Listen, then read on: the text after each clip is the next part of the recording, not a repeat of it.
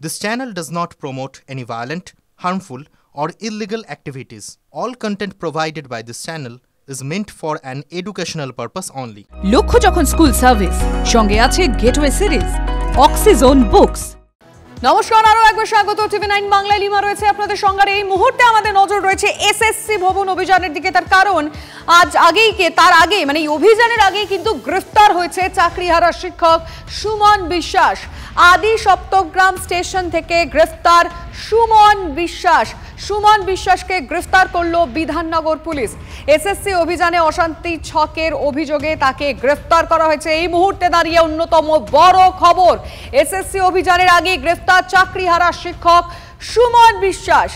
আদি সপ্তগ্রাম স্টেশন থেকে তাকে গ্রেফতার করা হয়েছে। আজকে সকাল থেকে আমরা একটা ছবি দেখাচ্ছিলাম আপনাদেরকে, যেখানে সুমন বিশ্বাসের বাড়িতে তাদের পরিবারের তরফে অভিযোগ করা হচ্ছে সারা রাত পুলিশ তাদের বাড়ি ঘিরে রেখেছিল।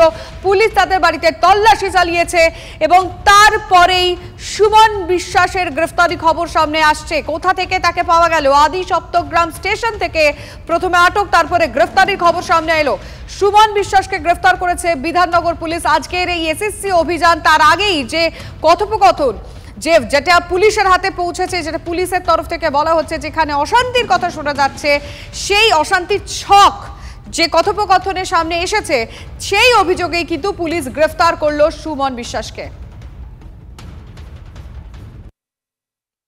আদি সপ্তগ্রাম স্টেশনে হয়তো দাদা আন্দোলনের জন্য যাচ্ছিলেন, ট্রেন ধরবে বলে, তখন এসে ধরলো। এবার যখন ধরছে, দাদাকে কোনো কথা বলতে দেয়নি, সুমন বিশ্বাসকে কোনো কথা বলতে দেয়নি। প্লাস আপনার যখন জিজ্ঞাসা করছে যে আপনার কোন থানা থেকে, কোনো সদুত্তর না দিয়ে তুলে নিয়ে চলে গেলেন। এখন কি করব এটাই তো আমরা বুঝতে পারছি না। না আমাদের কোনো সোর্স আছে যে নেতা মন্ত্রীর হাত আছে, যাবো এখানে নেতার মাথায় হাত পায়ে ধরবো, দাদা একটু বাঁচান বাঁচান, দাদাকে নিয়ে আসবো, সেরকম তো আমাদের সোর্স নেই, আর পয়সাও নেই। কি বলবো আর, নির্লজ্জ।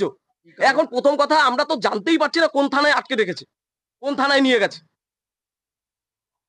সেটা যদি জানতে পারতাম তাহলে তো সেই থানায় গিয়ে বলতাম, স্যার কি করব আমরা, বলুন।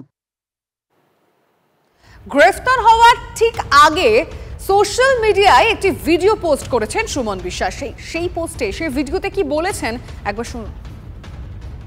আমি কথা আওয়াজ তুলেছিলাম, আমাকে গ্রেফতার করার জন্য বাড়িতে 200-র উপরে পুলিশ ভোর রাত থেকে সার্চিং করছে, এখনো ঘরে বসে আছে ঘরে। আজকে আমি কি অ্যান্টি সোশ্যাল? আমার বাড়িতে সার্চিং চলছে। ভাবা যায় একজন মাস্টার মশাই বাড়িতে সার্চিং চলছে, মনে হয় যেন কোনো জঙ্গির বাড়ি। আমি আলোচনা চেয়েছি, আমি তো কোথাও কাউকে মারধর করার কথা বলিনি, আমি তো বলিনি কোথাও হিংসাত্মক আন্দোলন করার কথা। কোন রেকর্ড আছে? কোন রেকর্ড আছে আমার নামে?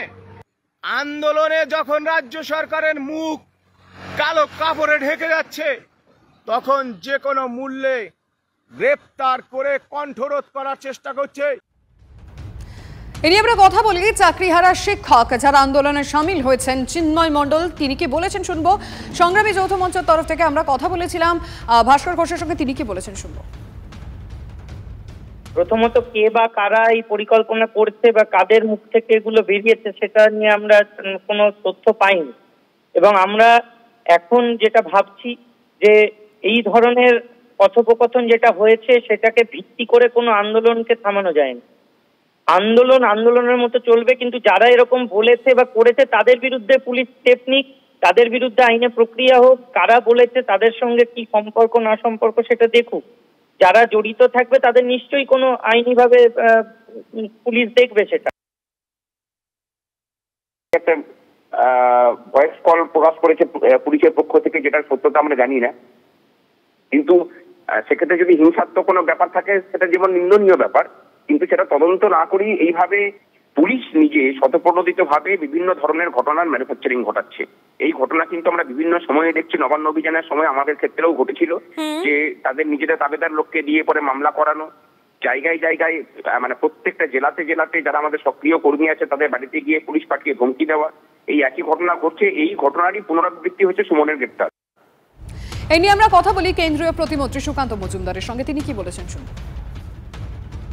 নির্লজ্জ দোকান কাটা সরকার এবং প্রশাসন আমি অন্ততপক্ষে জীবনে দেখিনি। যেভাবে এই সরকার 26,000 লোকের চাকরি খেলো এবং তারপরেও এই সরকার গণতান্ত্রিক আন্দোলনের কণ্ঠকে যেভাবে রোধ করার চেষ্টা করছে, এইভাবে একমাত্র ব্রিটিশ আমলে হতো বলে শুনেছি আমরা। কিন্তু গণতান্ত্রিক দেশে এইভাবে যদি গণতান্ত্রিক আন্দোলন এবং শান্তিপূর্ণ আন্দোলনকে যদি ব্যাহত করা হয়, তদন্ত ছাড়াই বলা হচ্ছে কার কণ্ঠস্বর, তার এখনো সেটার কোনো ল্যাব রিপোর্ট আসেনি, কিছু আসেনি, তারপরেও যেভাবে পুলিশ যেভাবে গণতান্ত্রিক আন্দোলনের কণ্ঠকে রুদ্ধ করার চেষ্টা করছে, বোঝা যাচ্ছে মমতা বন্দ্যোপাধ্যায়ের সময় ঘনিয়ে এসেছে।